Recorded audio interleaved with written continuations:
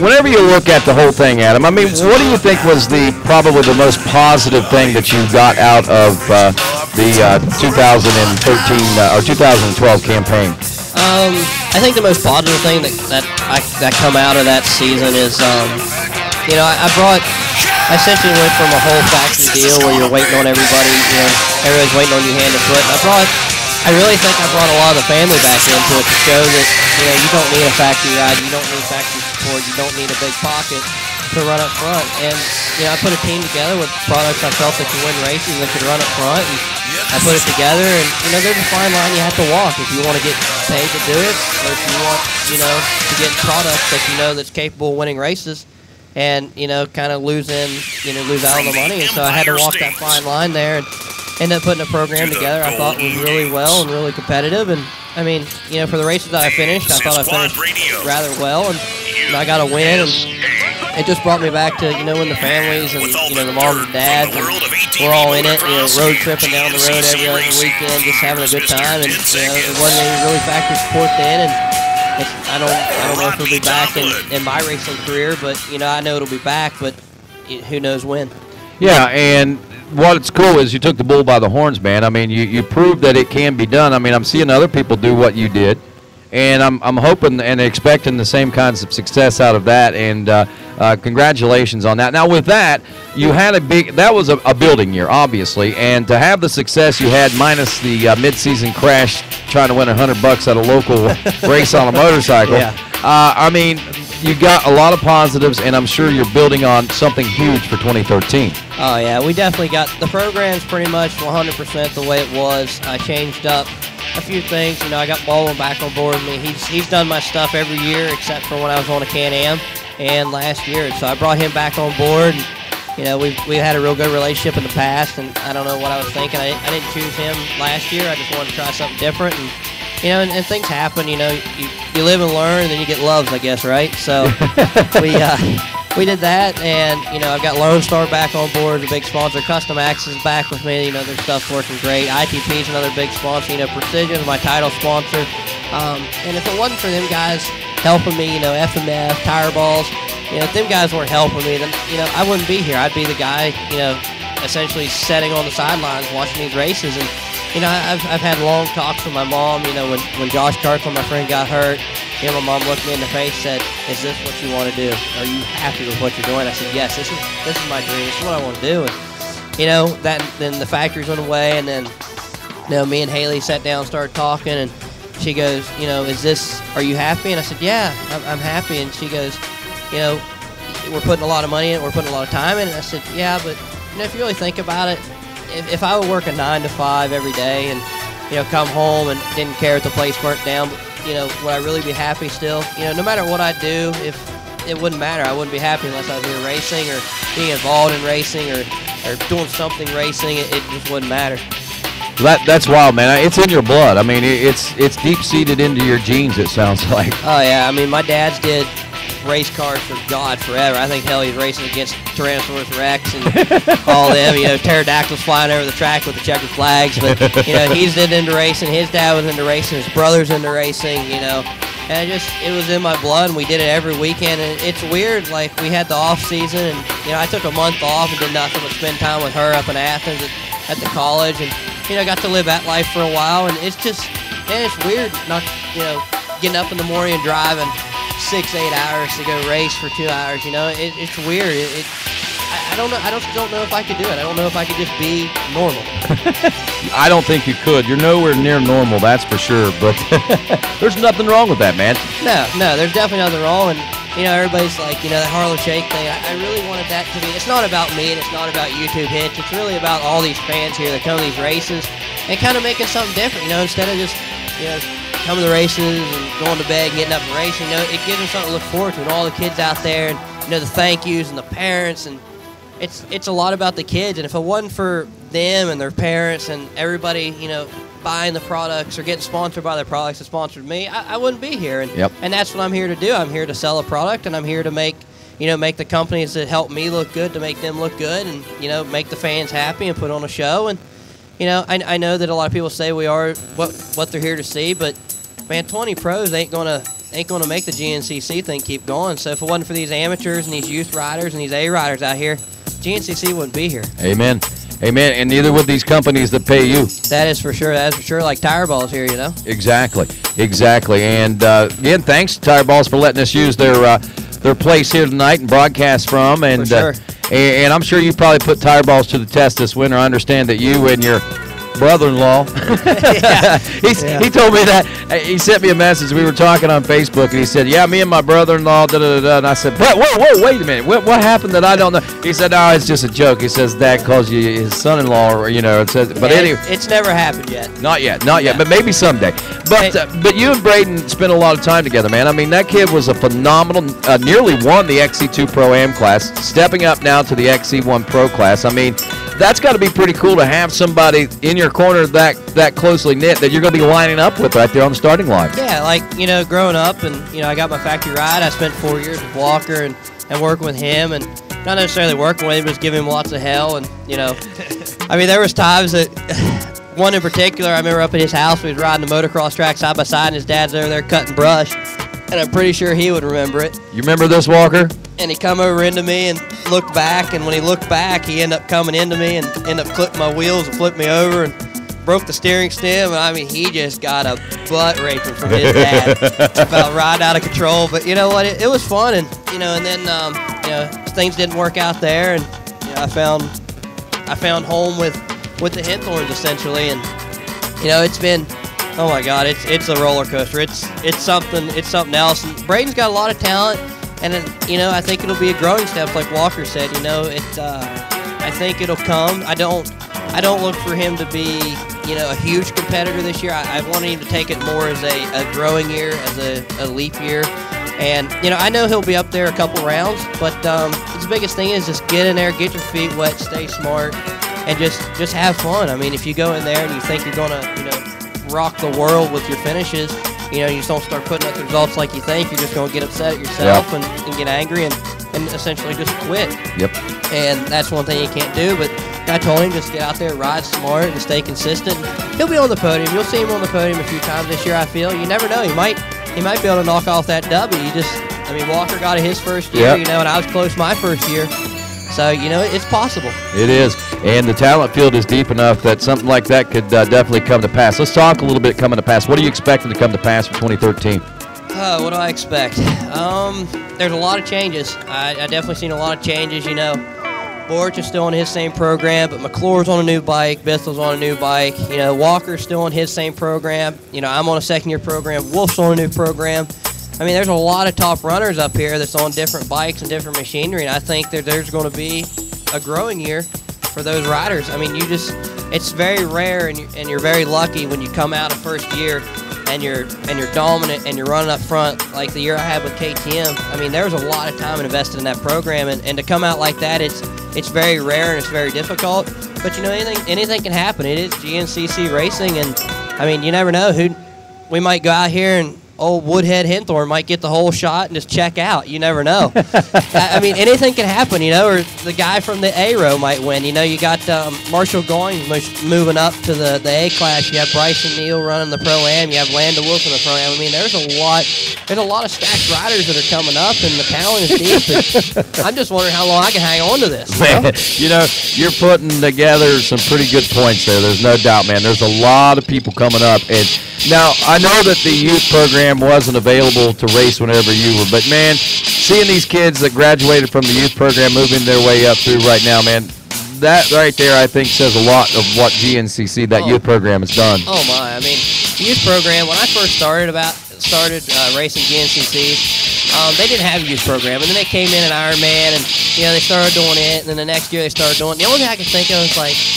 damn it, why didn't they have that when I was little? And I mean, at that time, I was hanging out with Walker a lot, and I'm like, you know what, I would have waxed your butt on that Cobra. I said, if you would have got me a Cobra and you would have been on one, I said I would have waxed you. But, that's just something that, I hit at the wrong time, and I'm happy that they're doing it. And I mean, the youth turnout is huge. I mean, you got Hunter Hart, you have that Jones boy that won the title last year.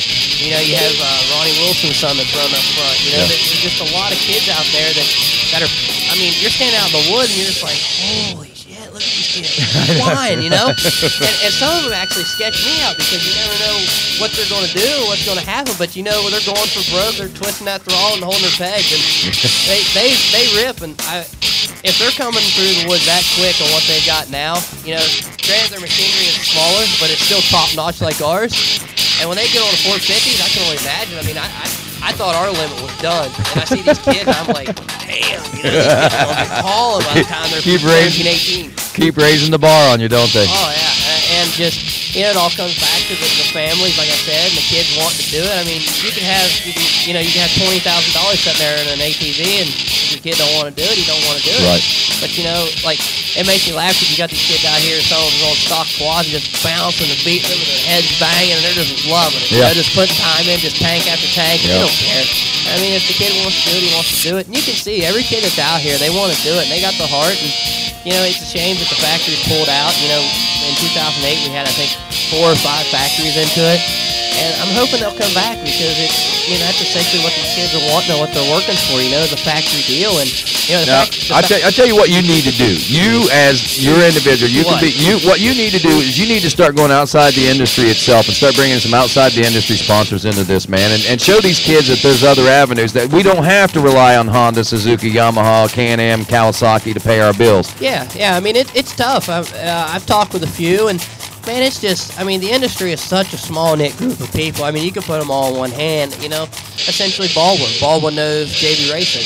JB Racing's, running the Can-Am team now, and, the Can-Am sponsored by Cheerwine, and, Cheerwine might know who freaking Pepsi. And it's such a small-knit group of ATV people. Motocross is sponsored by Mountain Dew this coming season. Yeah, and it's crazy, and, it's just getting your foot in the door. That's the hardest part, and that's what I figured out over the years. It's not necessarily, getting the ride.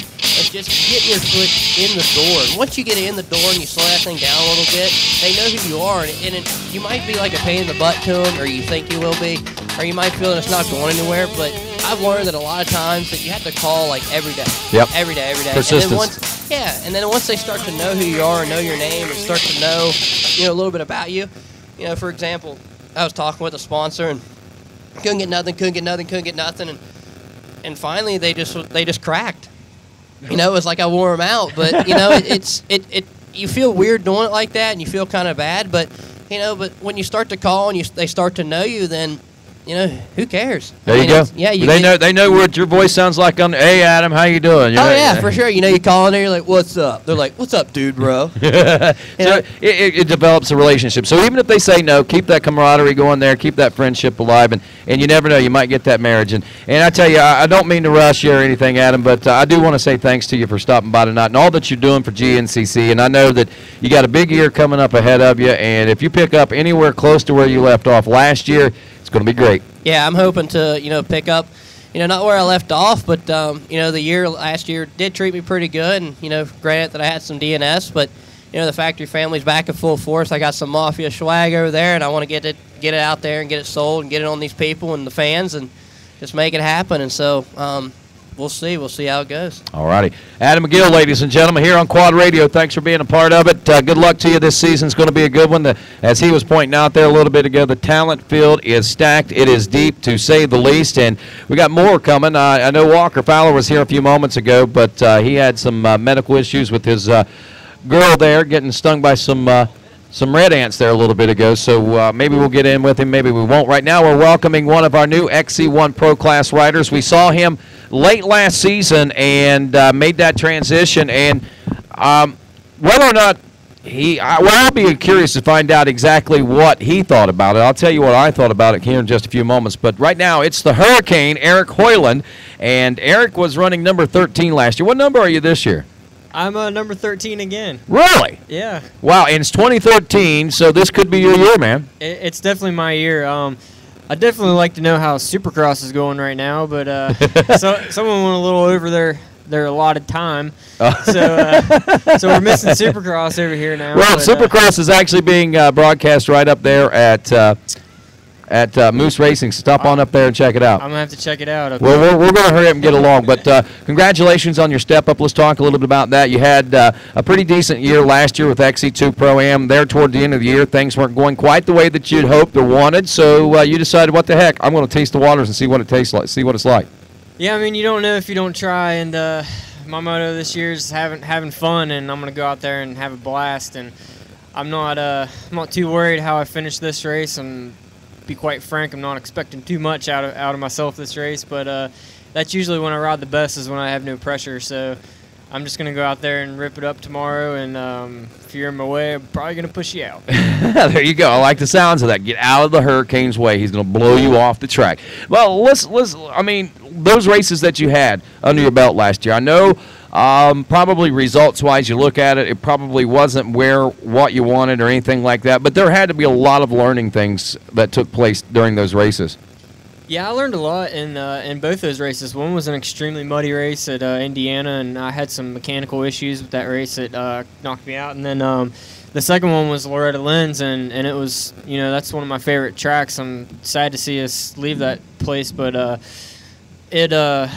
did learn a lot, and I rode a lot with Johnny G, and it was kind of it summed it up for me. It was the funnest race I had all year, and I didn't really have that spectacular of a finish. Well, I like the sounds of that, fun. And when you start having fun, that's, like you say, no pressure. That's when the results start coming, man. So that's pretty good. So last year, pretty good year in the XC2 class here last year, didn't you? Yeah, I had a good year, and it was just stupid stuff left and right that I couldn't get away from, and it's one of them years, and it doesn't really matter to me what happens this year, but it's definitely going to be a good one. I like that. I like that attitude. So, I mean, going into tomorrow, like you say, you're just going to go out, and if you're in your way, you're going to blow you off the track. I mean, that's the idea. Now, in 13 rounds, I asked Chris Borich this, and obviously, he's looking at wanting to win championship number 5. He's wanting to win the all-times wins records and just have a good season altogether. You, as a rookie, man, what are your goals? What are your expectations 13 rounds from now? I mean, 13 rounds from now, I'd say you were the first person that asked me this question, and I'm just going to have to wing it and say after 13 rounds, I'd like to be in, just a top 6, 7 rider. If I can get up in the top 5, I'd be tickled. Now, let me ask you this question. Moving up from the XC2 class, what kind of effort is it going to take to get into the top 5 consistently? For me, the effort is I'm one bike racer, no practice bike, one race bike, same bikes I had last year. It's going to be maintenance for me. It's going to be staying on top of things, keeping things tight, and just coming here with a positive attitude, with no pressure, and making sure everything's tightened up and ready to go. And that's what's going to take it for me to do good. That's great. Now, you got a lot of support this year again? Yeah, I got a lot of help out there. I got Santos backing me this year, and I got my dad and DC Cycle and Wrath Racing. A lot of the familiar guys are helping us out, and no one really knew. I got Moose Racing. So yeah, actually, Stevie was talking about that early. He's pretty pumped about that. Said you're going to be wearing the new Sahara gear this weekend. Yep, yeah. We're definitely going to be the coolest people out there, and both ways. Vented, cool, and just looking pretty sharp. So that's sweet. So that's a good addition to the program. Any other additions to the program, or somebody coming back that needs some, recognition? I like to give my dad some recognition. He's back turning some wrenches with me, and he helped me build the bike this winter. And I got 100% goggles with me this year, and just really no one knew, but. I'll go ahead and wrap it up here for you so we can get these guys going and watch some Supercross. But I'd like to just have a good year, and appreciate you taking time talking to me. Hey, man, not a problem. I appreciate you taking the time out of Supercross to come and talk with me. That's Eric Hoyland, everybody. The Hurricane joining us here on Quad Radio. And, of course, we say thanks once again to our friends at Tire Balls for helping bring you the inaugural live broadcast of 2013 and our final guest is going to be this guy right here. He was one of the final guys. Well, you didn't ride any XC1 last year, did you? No, actually. That's right. You broke down. Never mind. We'll talk about that in just a second. Subject. Tire Balls, the high-performance flat-proof tire system. Be sure and contact your Tire Balls rep right here at the racetrack, Pat McGuire, here at the Tire Balls display. And you can also email them at pat.offroad.gmail.com for any questions. Be sure to mention Quad Radio and receive an extra 10% off. As we move over now to one of our new up-and-coming rookies of 2013, and this is none other than Braden Henthorn, a Woodhead himself, making his way into the Quad Radio studios here at Tire Balls tonight. Now, Braden, for those folks that don't know, you come from a pretty illustrious background of showing cattle, right? Yeah, I have a lot of history with a lot of farming, I guess you would say. Yeah, and with that, man, I mean, that makes it want to ask the question, how does somebody that is a cowboy, so to speak, turn into a quad boy? I don't know. It's ever since I started showing cows, I really didn't want to show cows. It was always mess with the cows all morning, mess with the cows, and then go ride the quad. I mean, I always had a four-wheeler, and I grew up riding four-wheelers, and I was always told that I couldn't, that I wasn't old enough to race, and that there was no such thing as four-wheeler racing. I kind of made my point and proved him wrong, and we got to one race, and we were pretty well hooked after that. So Dad fell in love with it too, then, right? Yeah, I think he's kind of glad he's out of the cattle game too. That's good. Are you glad, Dad, that you? Yeah, he's got a big thumbs up going there. Let's talk about this, man. Last year your first year in the XC2 Pro-Am class? Yep. You moved up after winning the College A class, right? Yep. Okay, so pretty phenomenal year you had leading into that, going into the XC2 Pro-Am. And, man, when it came down to it at the end of the season, were you as surprised as a lot of other people were that you were in the running for the championship heading into that final round? If I would have knew that was going to happen in the beginning of the year, yes, I would have been surprised. But after I got the ball rolling, after the second place I got down here in Florida, I kind of realized that I actually had a shot at making a championship out of that year. And I just kind of put my head down after that, and I guess you could say just tried to keep it together and keep a high finish. Well, let's talk about it, man. I know it's a touchy subject. Well, let's talk about it. What happened at Loretta Lynch? You go into that one, it's a matter of what? How many points were separating? It wasn't less than 5, I guess, wasn't it? I think it was like 2. That's what I was going to say. Like 2 points was separating you guys, and it was some crazy thing that had to happen, and it did.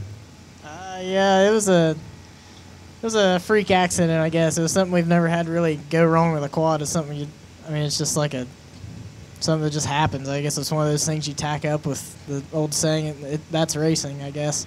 It was actually a timing chain tensioner got stuck or something, and the timing chain jumped time in the motor, and it just pretty much left me sitting at the 7th mile marker on the first lap, and that was the end of my dreams for the XC2 championship. I can only imagine. What went through your mind? Well, I broke a lot of stuff on the quad and the helmet, and I just kind of threw a fit. I heard there was a tantrum thrown out there. I didn't want to pull it out of. I didn't want to point it out, but now that you bring it up, yeah, I can imagine you were pretty frustrated, but it's still a good learning. I mean, it was a good building block for you, I think, because you were so close to something, but then all of a sudden became so far away at the same time. I mean, in the turn of a wheel, the twist of a throttle, so to speak, man. I mean, it kind of let you realize that not everything is going to be so easy, I guess, huh? Because up to that point, things have been pretty easy for you. Yeah, up to that point, it was usually just like jumping a new class and, pretty much dominate. It wasn't that I was sandbagging or anything. It was just that I was learning on my own so quick and just teaching myself stuff.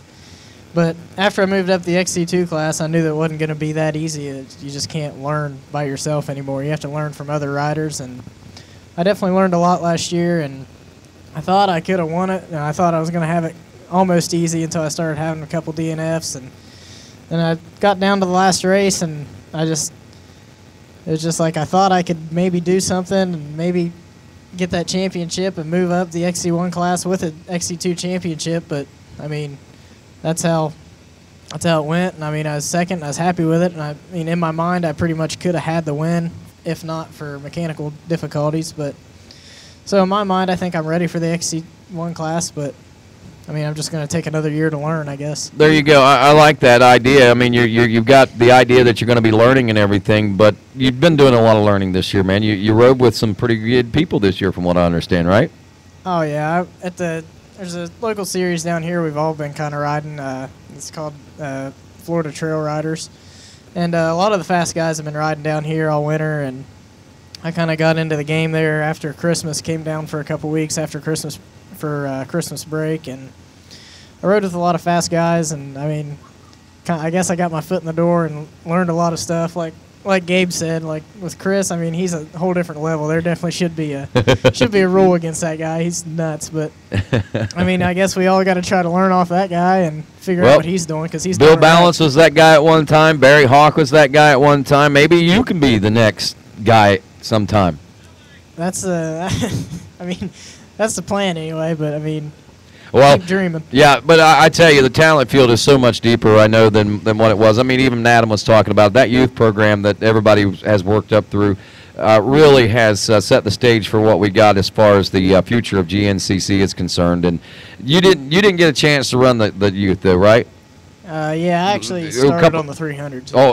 So that was a schoolboy class, right? Yeah, that was in the morning class. So okay. I was never in the actual morning. you were never a youth racer, but you were a youth racer in the morning class. Okay, so and you did well there, and like you say, you worked your way up through. Now that we're heading into this year, man, what are your true expectations out of this season? I mean, we're looking at tomorrow, man. What do you think 24 hours from now things are going to be like for you?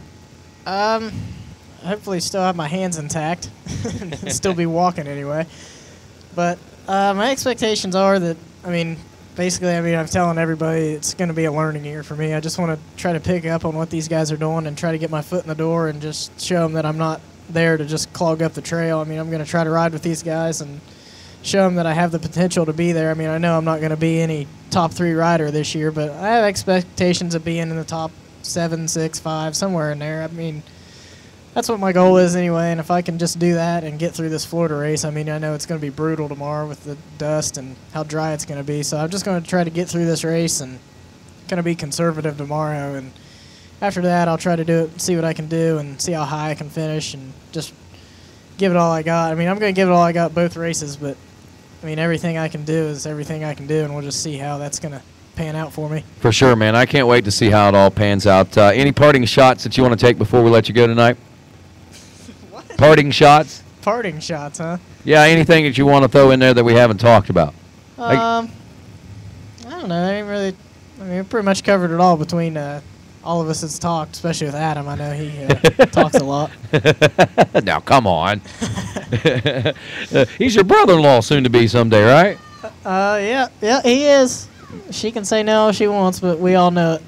I don't think she's saying no about that. I think they were doing something else to her over there. Maybe she is saying no. Maybe she's smarter than what we realize. But, you know, regardless of what happens in that aspect of things, the cool thing is that you've got some great friends here at the GNCC, and your camaraderie and friendship just keeps growing and expanding as you grow.